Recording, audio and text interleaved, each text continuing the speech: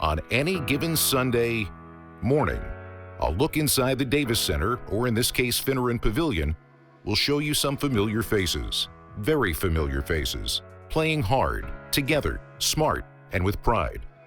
Time doesn't fade the drive of a Villanova basketball player, and the weekly Sunday games are well attended, including by the team's current director of basketball operations, Dwayne Anderson.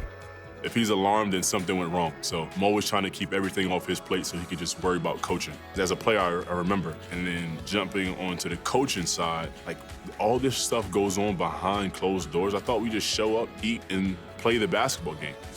But no, there's a lot of moving parts. It's always curveballs. It's great to try to figure out how to react on the spot and come up with the best solution so no one knows if anything is thrown a little bit off. And I absolutely love trying to figure that out. And then you got to film after that, right? Yep. Get low and run.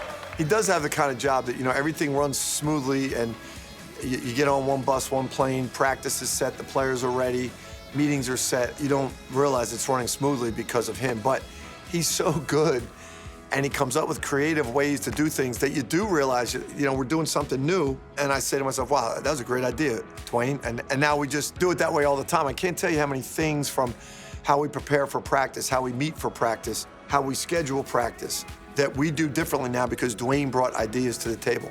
Playing for Coach, I know exactly what he expects, so I can relate to the players. And on the coaching staff, it's kind of funny because we sit in meetings and Coach tells us, he's very direct. Coach Neptune always looks at how myself and Coach Nardi reacts. He goes, you could tell you guys play for him. We've been there. We've been in those meetings. As a player, he yelled at us and we know to move on next play. We know how to fix it. So it's funny the different perspective that Coach Nardi and I have versus Coach George and Coach Neptune.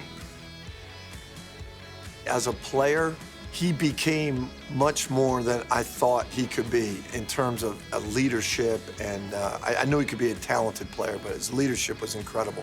And so as a coach, I really had high expectations for him, and he's even taken that to another level where the basketball knowledge, the recruiting knowledge, he's brought what I expected, but his attention to detail, his communication skills, his organization is off the charts, and he's blown me away with his ability to keep me focused, on task, keep all of us on schedule, and be creative in his approach to it. He's blown me away.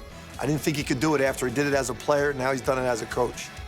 But every once in a while, the call to lace him up is too strong, especially when it's a weekly Sunday ritual with your Villanova brothers. I just know that on Friday or Saturday night, I know I'm gonna get a message from Shane Clark or Frank or Curtis Sumter saying, what is the schedule like on Sunday? Because we want to get in the gym. And we always make it work. And those games get extremely competitive. As you can imagine, all those Curtis Sumter's extremely competitive. Mike Nardi, when he plays, competitive. And we're a little older, so it's the game goes a little bit slower, but there's a lot of, arguing. I hear about the trash talking, and I can imagine the personalities take over. They still think they're all better than they were, and I think that's half the fun of it for all of them. Nardi is definitely still Nardi. His knowledge for the game, his jump shot will never ever leave. It's still automatic, it's still cash. His nickname is still Agua. For me, I'm not playing above the rim like I used to, and I still dive every night, but not like the UCLA dive, no. When we built the practice facilities, one of my great dreams was that guys would bring back their kids and they'd play with their kids in there. I didn't realize the guys coming back and still playing would be a big part of it. Those guys coming in on Sunday has become such a great tradition. The saying is, once a Wildcat, always a Wildcat. That is 100% true. Doug West and I, we still stay in contact. Easy Ed Pinckney. And I talked to Scotty Reynolds a few weeks ago. I was just with Corey Stokes.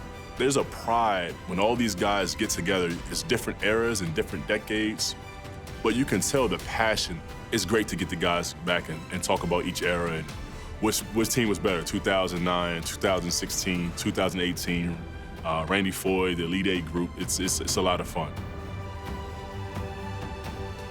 It makes my heart feel so good that I think about it on Sunday morning, and I'm not here, I'm thinking, the guys are back there balling, and they're all together having a great time, and it just gives me a good feeling every Sunday morning.